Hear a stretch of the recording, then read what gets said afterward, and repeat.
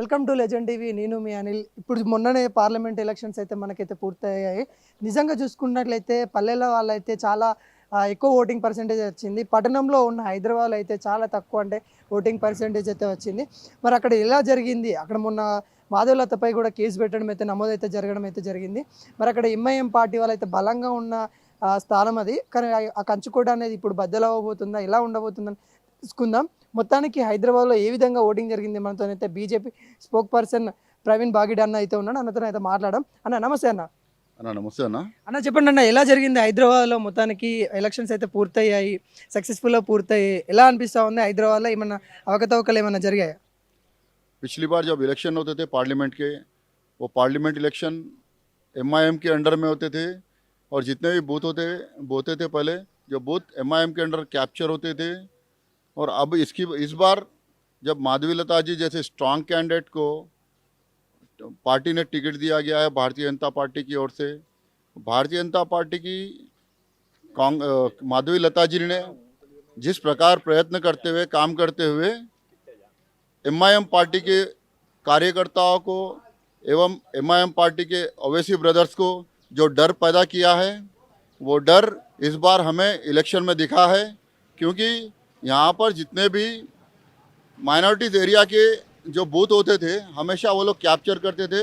इस बार जो सेंट्रल से फोर्स बुला करके और इलेक्शन कमीशन ने स्ट्रांग यहाँ पर जो काम किया है उसको यहाँ की जनता भी मानती है। फिर भी जब परिस्थिति आ जाती है, कैंडिडेट जब आ रहा है, कैंडिडेट को पुलिस डिपार्टमेंट की ओर से सुरक्षा दी जानी चाहिए, वो सुरक्षा दी नहीं गई है उसको। उनको सिक्योरिटी होने के बावजूद भी लोकल पुलिस डिपार्टमेंट सपोर्ट करना चाहिए था, लोकल पुलिस डिपार्टमेंट ने भी सपोर्ट नहीं किया है। थोड़े बूथों पे जो थोड़े बूथ हिंदू कम्युनिटीज़ के एरियाज़ में आते हैं वहाँ पर वोट परसेंटेज सिर्फ भारतीय जनता पार्टी को दिया गया है, श्रीमती माधवीलता जी को दिया गया है। और उसी प्रकार जो माइनॉरिटी एरियाज़ के जो बूथ थे वो बूथों में एमआईएम के कार्यकर्ताओं ने, एमआईएम के नेताओं ने जबरन घुस के वहाँ पर जो पोलिंग का टाइम दिया गया था 5 बजे तक, 5 बजे के बाद भी कई एरियाज़ में पोलिंग हुई है। बोगस तरीके से कुछ लोगों को फर्जी नाम से वोटर आईडी कार्ड लेकर आकर जबरदस्ती के बोगस वोटिंग की गई है। इलेक्शन कमीशन से भी हम डिमांड करते हैं, क्योंकि इस प्रकार की घटनाएं घटने से यहाँ की जनता जिस सही लोगों को जो चुनकर लेकर आती है वैसा चुनाव नहीं होता। और ऐसे लोगों के ऊपर कंप्लेंट बुक करनी चाहिए और उनके ऊपर जो भी एक्शन होता है इमीडिएटली लेना चाहिए। ఇంకా మాధవలత పైన కూడా కేసు ఫైల్ చేశారు. మరి చూసుకున్నట్లయితే అది ఎందుకు ఫైల్ అయిందని అనుకుంటున్నారు? అసలు అక్కడ ఏం జరిగింది? देखिए भाई साहब, प्रचार के समय पर जो बेगम बाज़ार में, अब आपने भी देखा है, श्री राम नवमी का जुलूस था, हनुमान जी का जुलूस था। वो एक जुलूस के ऊपर उन्होंने जो काम किया था तीर चलाने का, वो तीर तो गया जहाँ जाने का था, पर इन्होंने उस समय पर भी माधवीलता जी के ऊपर केस बुक किया था। हालांकि वो केस भी फर्जी था, गलत तरीके से उनके ऊपर टिप्पणी की गई थी।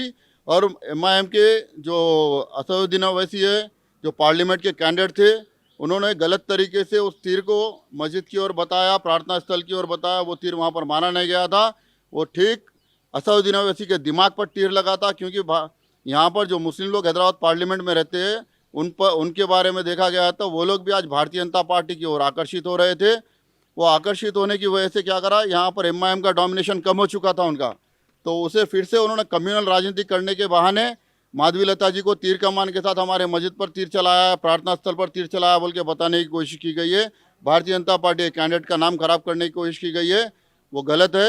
और इसी प्रकार कहूँगा, परसों इलेक्शन के दिन जो 13 तारीख को हुआ था, 13 तारीख के दिन मलकपेट गई थी, भारतीय जनता पार्टी ने पहले से ही इलेक्शन कमीशन को लेटर दिया गया था, चाहे मुस्लिम हो या कोई भी हो, फेस मास्क नहीं डालना चाहिए। चेहरा देख करके, वोटर आईडी कार्ड चेक करके, आधार कार्ड चेक करके, स्लिप में नाम चेक करने के बाद उसे वोट डालने का राइट दिया गया था। पर वहाँ पर वैसा नहीं घटा। वो लोग जबरन बूथ के अंदर घुस के जबरन उनका वोट नहीं भी रहने के बावजूद भी वो लोग वोट डाल रहे थे। 50-50, 100 लोगों की गाड़ियों में लेकर आके टोली जबरन बोगस वोट, रिगिंग वोट की जा रही थी। तो माधवीलता जी ने आकर के जो मलकपेट में बूथ है उसमें एक महिला को पूछा, आपका आधार कार्ड बताइए, आपका चेहरा बताइए। जब पुलिस डिपार्टमेंट काम नहीं कर रही है तो कैंडिडेट जो भारतीय जनता पार्टी की माधवीलता जी उन्हें तो देखना ही था, वो तो पक्का देखेगी, क्यों वो तो हार जीत लगी हुई है। पर देखना, महिला जो कैंडिडेट है उसका राइट बनता है, उसके ऊपर ही पुलिस डिपार्टमेंट कैसा केस बुक कर सकता है? गलत केस बुक किया गया माधवीलता जी के ऊपर, हम उसका खंडन भी करते हैं।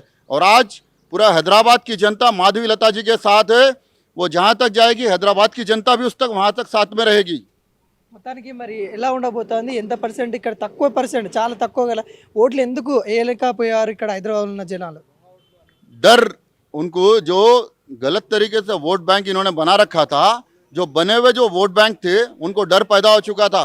वो लोग यहाँ के लोकल के लिए नॉन लोकल्स को यहाँ पर वोटर आईडी कार्ड देकर के जबरदस्त एमआईएम डोमिनेट कर रही थी उनके ऊपर। आज उनको डर व्याप्त हो चुका है। यूनिफॉर्म सिविल कोड अगर आ गया तो आधार कार्ड की जरूरत पड़ेगी, उनके यहाँ पर जो भी यहाँ सिटीजनशिप में रह रहे हैं उनके कार्डों की जरूरत पड़ेगी। अब वो डर के मारे घर से बाहर नहीं निकल रही थी पब्लिक। మొత్తానికి ఎవరు గెలుస్తారు అనుకుంటా ఉన్నారు? ఎలా ఉంది ఇక్కడ? ఎంత పర్సెంటేజ్? अन्ना परसेंटेज देखो हुआ है, लो परसेंटेज हुआ है, 39-40% के बिलो हुआ है। फिर भी मैं कहना चाहूँगा कुछ लोगों ने कम परसेंटेज वोट डाली है यहाँ पर। फिर भी जो भी डाली है, भारतीय जितने हिंदू है और जो बीजेपी को चाहने वाले मुस्लिम है, उन्हें एमआईएम वालों ने रोकने की कोशिश की गई, फिर भी वो लोग नहीं रुके। उन्होंने भारतीय जनता पार्टी के कैंडिडेट को वोट डाली है। और आज इनकी परिस्थिति ऐसी हो चुकी थी कि गली गली मोहल्ले मोहल्ले जाकर दरवाजा खटखटा मारकर, आइए भाइयों आइए पतंग को वोट डालना है बोल के जबरदस्ती पब्लिक को खींच के ला रहे थे। फिर भी पब्लिक नहीं आई। कारण एमआईएम के गुंडागर्दी खत्म करना। पुराने शहर हो या हैदराबाद में एमआईएम का नामो निशान खत्म करने की मुसलमान भाइयों ने और हिंदुओं ने भी कसम खा रखी थी। इस बार इलेक्शन में उन्हें झटका देने की कोशिश कर रहे थे। ఎందుకు భయపడినంటారా? అంటే ఎప్పుడు చూడని ఘటనలు, ఎందుకంటే ఇంటికి పోయి డోర్ కొట్టి మరి ఓట్లు వేయడానికి రండి అని పిలిచి భయపడి పిలిచారా? ఎలా అని చూడొచ్చు. अन्ना माधवीलता पतंग खींच खींच खींच करी, लास्ट में कट। तो वो फाइनल है। माधवीलता जैसी कैंडिडेट अगर भारतीय जनता पार्टी के हैदराबाद में पार्लियामेंट में लड़ेगी, उसकी पतंग ही कटेगी। अगर जिस दिन पतंग कटी उस दिन असउद्दीन ब्रदर्स का गुंडाइज्म खत्म होगा, हैदराबाद भी डेवलप होगा। आने वाले फ्यूचर में अगर हैदराबाद को डेवलप करना है तो भारतीय जनता पार्टी को वोट डालकर लेकर आना ज़रूरी है। इनकी गुंडाइज्म खत्म करना है तो बीजेपी को वोट डलवाना ज़रूरी है। बीजेपी तेलंगाना में आना ज़रूरी है। इनकी गुंडागर्दी खत्म होना ज़रूरी है।